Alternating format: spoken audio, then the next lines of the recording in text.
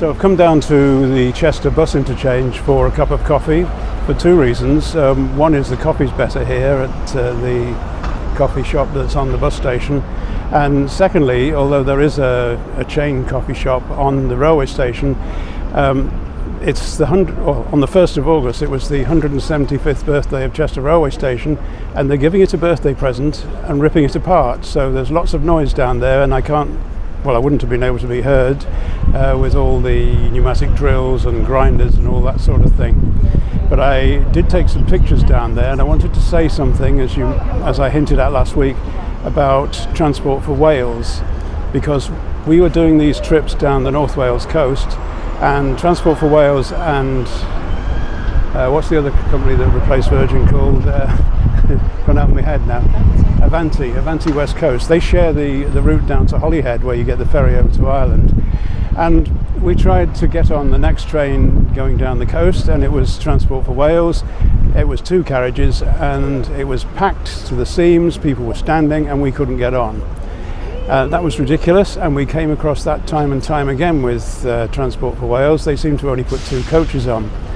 In the end, we got on the next train, which was the Avanti lot, and they put 10 coaches on, and it was still pretty full. So two coaches is never ever going to be enough.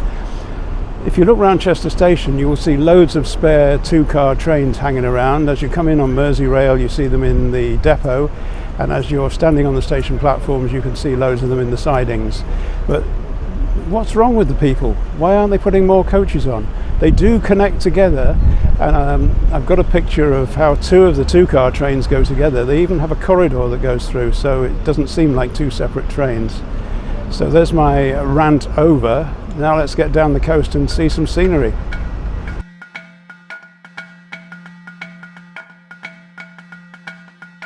The first place we're going to visit today is Victoria Station, and no, it's not in London, it's in Llandudno, and it's the bottom station of the Great Orme tramway.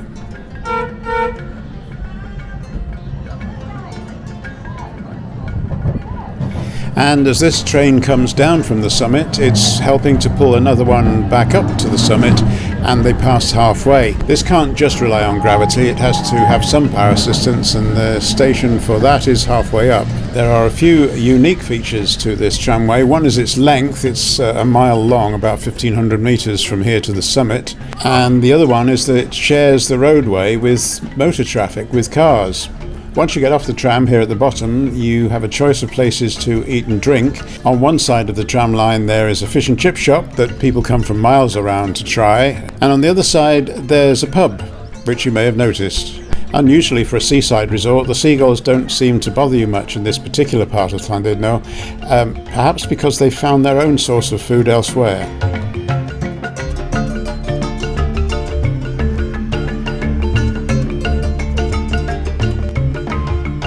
We came back to Llandudno for a second day, one because we didn't have long the first day we came here, and two because one of our favourite Indian restaurants is here, which is where we had our evening meal. A quick tour of the town shows you that the coffee culture is here, and also, amazingly enough, fortes still exists. I remember them from my childhood, but here and in Ross-on-Sea I've seen branches of fortes. You'll also find that Llandudno has some other traditional features, especially those for the children. I will go and hide down there. When Mr. Punch comes up, will you call me, boys and girls? I will go and hide down there.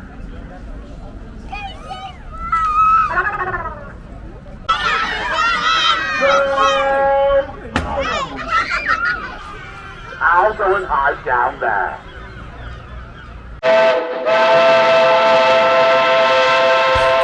And we'll take ourselves off a little further down the coast, but not quite as far as Anglesey. We are on a rail trip down the North Wales coast, and this is Bangor, which is on the Menai Straits opposite Anglesey, and it's got a town centre, a big shopping centre. We've been to one of the regular coffee joints. There's a big Debenhams here, but of course that's now dead and gone. But the main interest here, particularly historically, is in the buildings, and there's one up on the hill back there. This is a university city. I think I'm right in saying it's a city because it has a cathedral. and it's just been an interesting place to come and visit. And we had a bit of quiet time as well down by the Menai Straits, where it's got an old Victorian pier which is worth a look.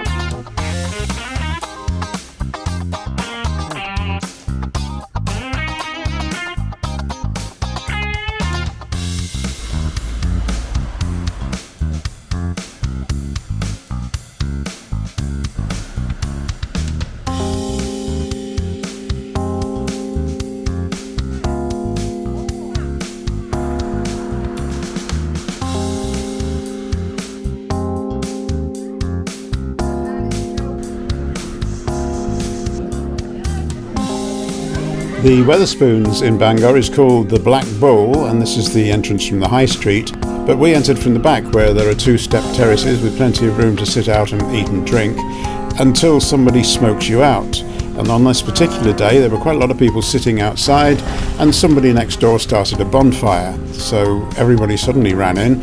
The doors had been opened, so there was a smell of smoke inside as well, and soon enough the fire brigade turned up to try and get the man to put his bonfire out.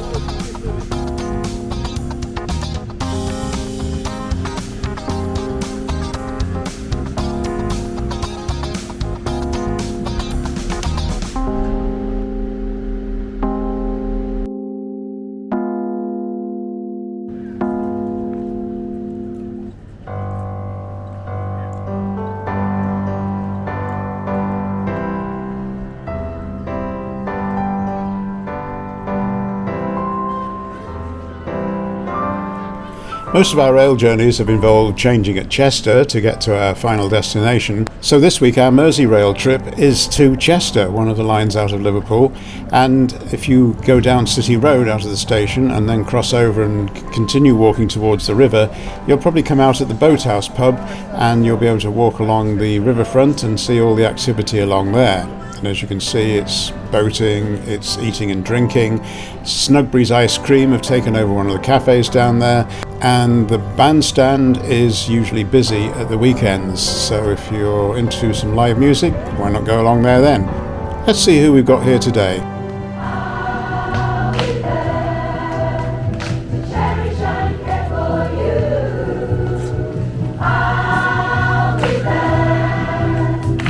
Well, I recognise these ladies. They're the Handbag of Harmonies. I used to do IT support for one of these, and I've seen them a couple of times over the years. They have some pretty good arrangements of well-known songs.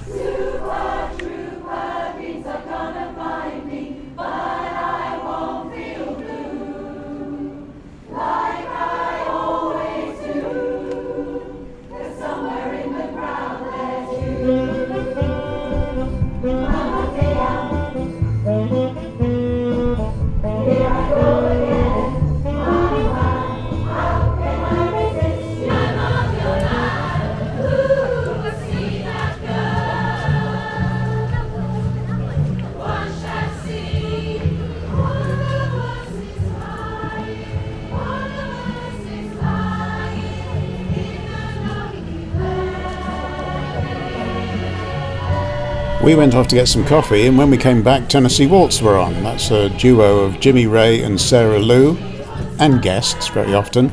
I decided to zoom down and get close up to the duo with my camera, much to the surprise of Jimmy, who didn't see me coming. Lovely weather that's coming in now. And make sure I put it in the right way as well, otherwise it doesn't sound too good. Jimmy and Sarah recently got married and moved out into Cheshire, but it's good to see them back here in Chester performing to their local friends once again. 1, 2, 3, 4.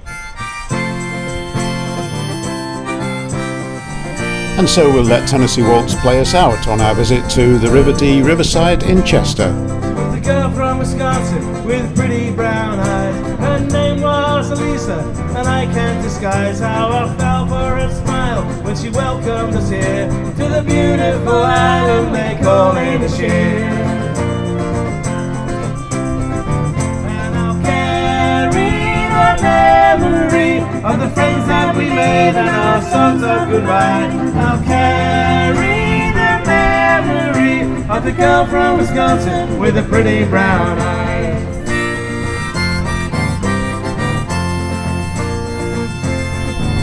She was the girl from Wisconsin, so far from home.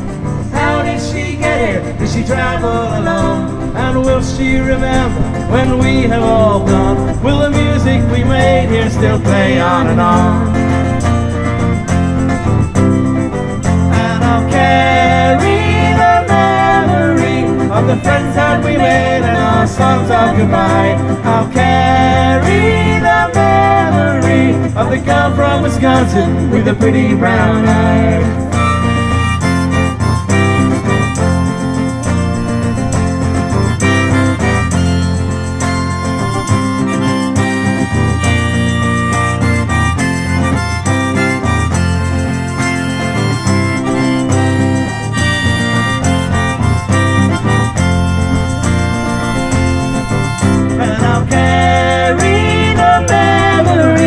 The friends that we made and our songs of goodbye. I'll carry the memory of the girl from Wisconsin with the pretty brown eyes.